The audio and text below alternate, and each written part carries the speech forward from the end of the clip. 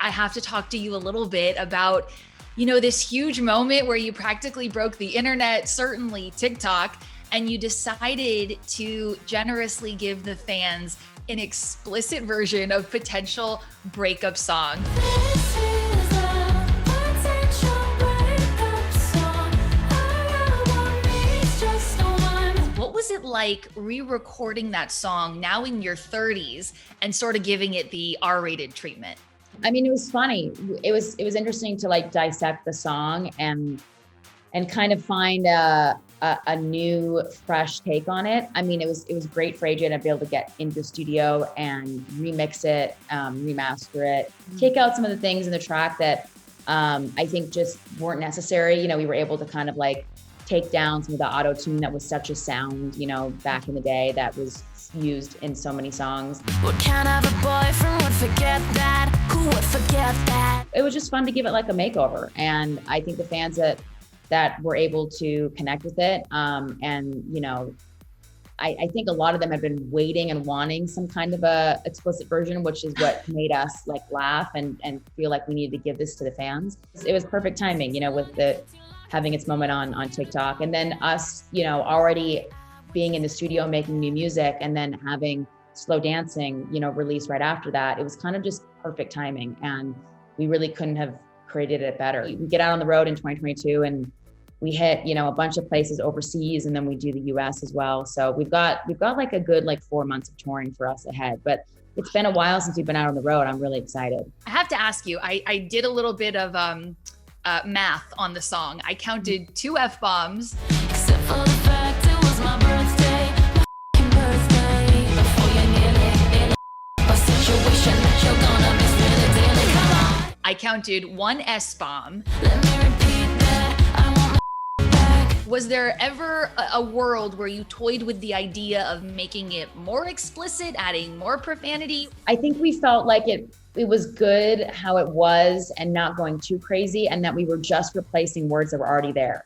So we weren't really adding anything. We were just replacing the word that was like the, PG version of it, and then putting in the explicit. Except for the fact it was my birthday, my stupid birthday. Except for the fact it was my birthday, my f***ing birthday. AJ, I think originally just thought it would be just the F-bomb once. And I was like, AJ, there's still a couple more in here that we can do. And she was like, oh yeah, I guess you're right. So Amazing. And the original video is so iconic. Was there ever a discussion about re-recording or refilming a new music video for the song? yeah, we talked about that for a second. But again, we were so kind of inundated with our new music at that point in time, and we were doing music videos for the new album, and we just didn't have the time. But yeah, I mean, I know a lot of people that love the video and us in the white backdrop and everything. Yeah, the paint. It's pretty funny. Yeah, the paint, exactly. Yeah. Gosh, I can't believe it. We're in our 30s.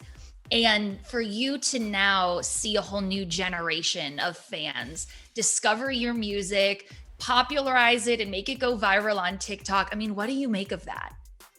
It's really wild. I mean, I feel like I'm definitely not part of that generation that is so good at using that platform, and it comes so naturally to them. I have to learn it a little bit.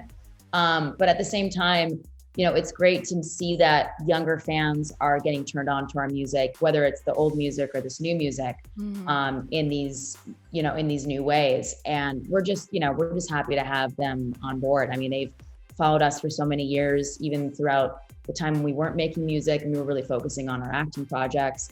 To now, being back with the new record, A Touch of the Beat. So it just feels really good to be back to music. It feels like it's our home, it's our first love. And, we just can't wait to get out on the road in 2022 now. I have to ask, did you see the Backstreet Boys and NSYNC lip dubbing? Yes. Normally I would just forget that, except for the fact it was my birthday, my stupid birthday. Yes. What was your reaction?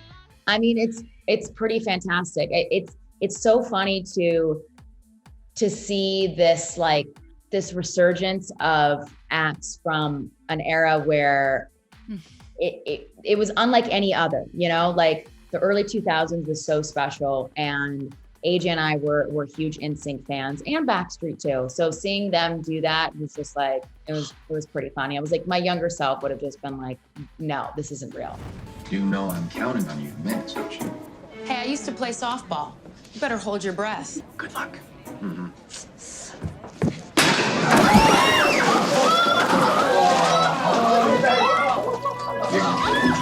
I really, really loved this movie. It's just such a nice slice of a rom-com that I think the world could use right now.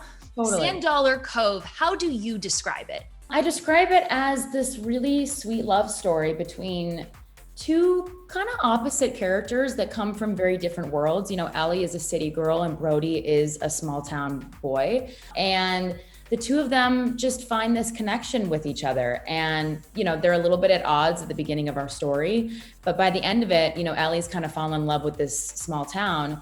And it's really sweet. It's a great little love story. And it's set in a beautiful setting. It was shot in Mystic, Connecticut, which is a darling town. It was great.